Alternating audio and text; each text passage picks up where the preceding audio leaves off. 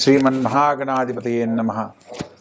सदा निम्बवृक्षस्य मूलादिवासात् सुधास्राविणं तिक्तमप्यप्रियन्तं तरुं कल्पवृक्षादिकं साधयन्तं नमामीश्वरं सद्गुरुं साईनाथं। साईनाथ परब्रह्मणे नमः। విశ్వకర్మ పరబ్రహ్మణే నమః.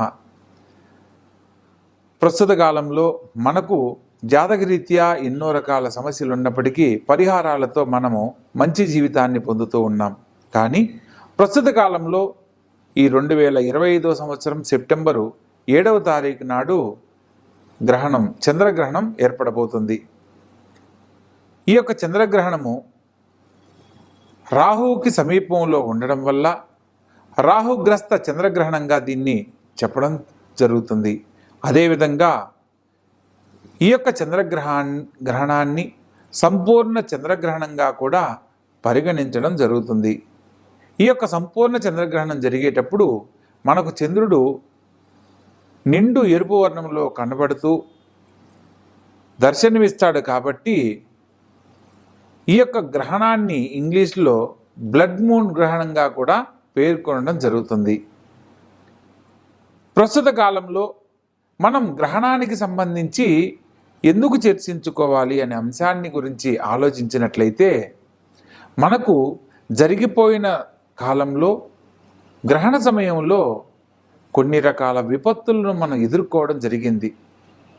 అదేవిధంగా ఈ సంవత్సరం జరుగుతున్న చంద్రగ్రహణానికి సంబంధించి ఈ సంవత్సరంలో జరగబోయే విపత్తుల గురించి తెలుసుకునే అవకాశం కూడా ఉంటుంది. కాబట్టి ప్రతి ఒక్కరి జీవితంలో భగవద్ అనుగ్రహంతో ఆనందకరమైన జీవితాన్ని పొందాలి అనే ఒక సంకల్పంతో ఈ యొక్క కార్యక్రమం చేయడం జరుగుతుంది.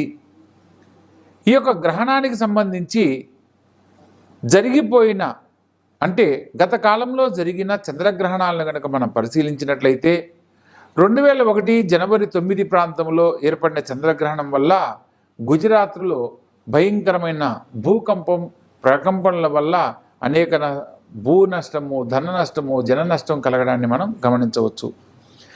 అదేవిధంగా 2003లో ఇరాక్పై యుద్ధం జరగడము, తద్వారా కొంత భారతదేశంలో ఆర్థిక ద్రవ్యోల్బణానికి సంబంధించిన సమస్యలు ఎదుర్కోవడం లాంటివి జరిగింది.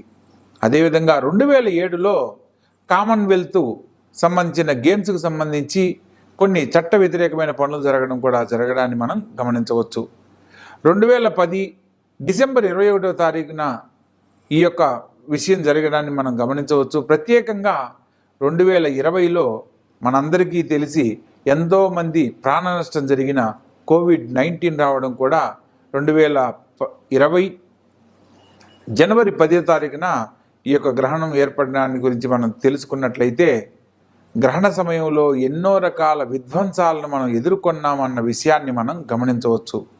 ప్రస్తుత కాలంలో కూడా ఈ యొక్క చంద్రుడు రాహుగ్రస్తమై గ్రహణ రూపంలో ఏర్పడడం ద్వారా ఈ గ్రహణానికి సంబంధించి అనేక మంది జలప్రలయంలో కొట్టుకుపోవడం,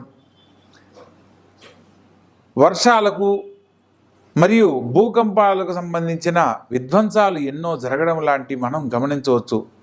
ఈ మధ్య జరిగిన కాలంలో చైనాలో జరిగిన వరదలు కానీ, లేదా కొన్ని ప్రాంతాలలో క్లౌడ్ ఫ్లడ్స్ అని చెప్పని మనం ఉత్తరాఖండ్ ప్రాంతంలో ప్రస్తుతం ఉన్న ఈ మధ్య జరిగిన వరదల్లో ఎంతోమంది ఊర్లు కొట్టుకుపోయి ఇచ్చిన విషయాన్ని కూడా మనం గమనించవచ్చు. అలాగే ప్రతి ఒక్క రాసుల వారికి కూడా జాతకరీత్యా ఈ యొక్క గ్రహణ సమయంలో మనం చేసే పరిహారాల కారణంగా సమస్యలు ఎదుర్కొనకుండా భగవద్ అనుగ్రహంతో మనం పొందాలనుకున్న గొప్ప జీవితాన్ని పొందడానికి అవకాశం ఉంది. కాబట్టి ఆ విషయాలను ఒక్కొక్క రాసుల వారిగా వివరంగా తెలియజేస్తాను.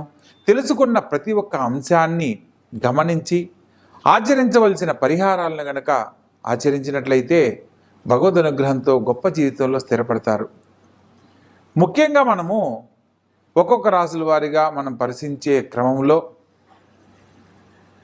ప్రస్తుత కాలంలో గ్రహ సంచారం గురించి కూడా తెలుసుకుందాం. మిథున రాశిలో గురుగ్రహ సంచారము, సింహరాశిలో కేతువు రవి బుధుల సంచారము, అదేవిధంగా కన్యా రాశిలో కుజగ్రహ సంచారము,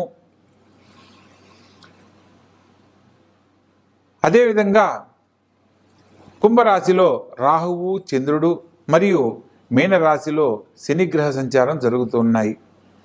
ఇలా గ్రహాలు సంచరించే కాలంలో మనకు ఈ యొక్క కుంభరాశిలో చంద్రుడితో రాహువు కలవడం వల్ల ప్రత్యేకించి ఈ యొక్క కుంభరాశి వాళ్ళు, సప్తమ స్థానమైన సింహరాశి వాళ్ళు, సింహరాశిలో ఉత్తరా పల్గుని నక్షత్రంలో ఈ యొక్క గ్రహణ దోషం ఏర్పడుతుంది కాబట్టి ఈ రెండు రాశుల వాళ్ళు విశేషమైన దైవ కార్యక్రమాలను ఆచరించడము, దేవతారాధనలో ఆ రోజు సమయాలను కేటాయించుకుని మరీ భగవద్భక్తితో గనక ధ్యానిస్తూ మనోవాంఛలను గనక భగవంతుని ముందు చెప్పుకున్నట్లయితే ఎదుర్కొనబోతున్న విపత్తుల నుంచి బయటపడడమే కాకుండా ఆనందకరమైన జీవితాన్ని పొందడానికి అవకాశాలు ఏర్పడతాయి.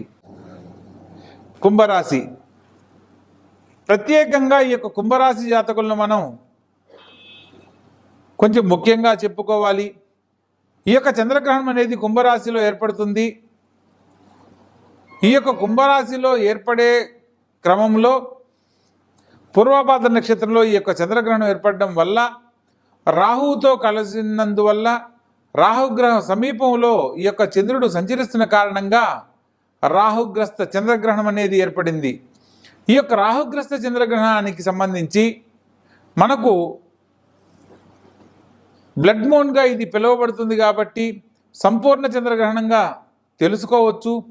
సంపూర్ణ చంద్రగ్రహణ సమయంలో పాక్షికంగా మనకు కనపడినా కనపడకపోయినప్పటికీ కూడా ఆచరించవలసిన గ్రహణ సూతక సమయాలను ఖచ్చితంగా పాటించాలి.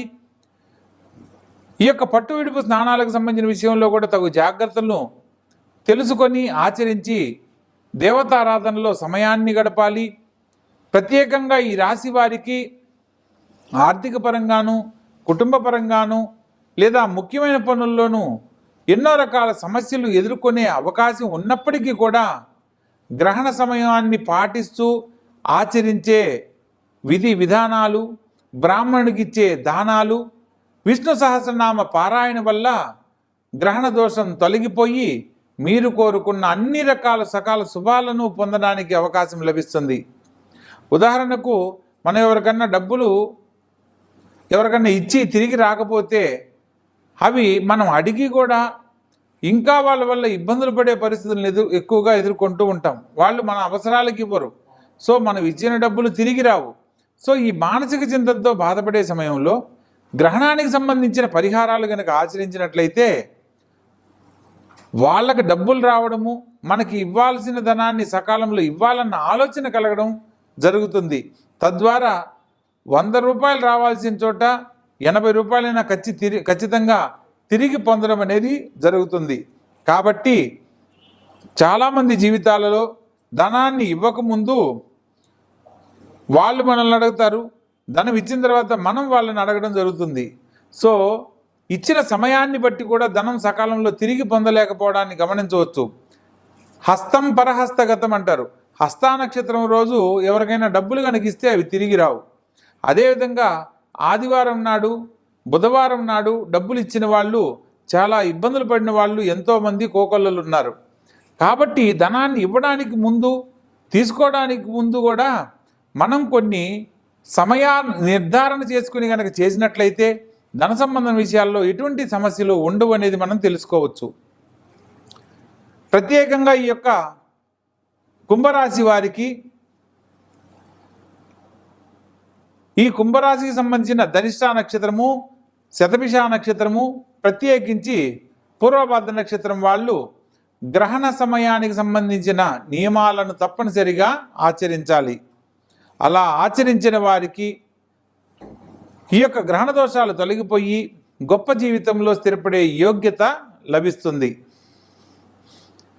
ముఖ్యంగా గ్రహణ సమయంలో పట్టు విడుపు స్నానంను ఆచరించిన తదుపరి గ్రహణం పూర్తయిన తరువాత 8వ తారీఖు నాడు పేద బ్రాహ్మణులకు వస్త్రదానము, నిరాశ్రయులైన వారికి, అన్నార్థులైన వారికి అన్న సంతర్పణ కార్యక్రమం ఏర్పాటు చేయడం మరియు పితృదేవతలను స్మరణ చేసుకుంటూ చేసే ప్రతి పనిలో కూడా శుభవార్తలు పొందే అవకాశం లభిస్తుంది. బ్రాహ్మణునికి తెల్ల వస్త్రము, పాలు, బియ్యము మరియు పెరుగు, మినుములు 1.25 కిలో, వెండి నాగపడిమను, నాగ ప్రతిమను బ్రాహ్మణునికి 2 ఇస్తరాకుల్లో దానంగా ఇచ్చి మనసులో ఉన్న కోరిక చెప్పుకొని గ్రహణశాంతిని కోరుకుంటూ దోషం తొలగిపోవాలని కనుక కోరుకున్నట్లయితే ఈ యొక్క కుంభరాశి వారికి అద్భుతమైన యోగ జీవితం అనేది ప్రారంభమవుతుంది. మీరు కోరుకున్న ప్రతి ఒక్కరి జీవితంలో గొప్ప జీవితాన్ని పొందే అనుకూలత లభిస్తుంది. సకాలంలో విద్య, ఉద్యోగం, కళ్యాణం, గృహయోగం, ఆర్థిక లాభం, సంతాన లాభం ఇవన్నీ కలుగుతాయనేది మనం తెలుసుకోవచ్చు. కాబట్టి తెలుసుకున్న విధానాన్ని చక్కగా ఆచరించండి. దైవబలంతో ముందడుగు వేయండి.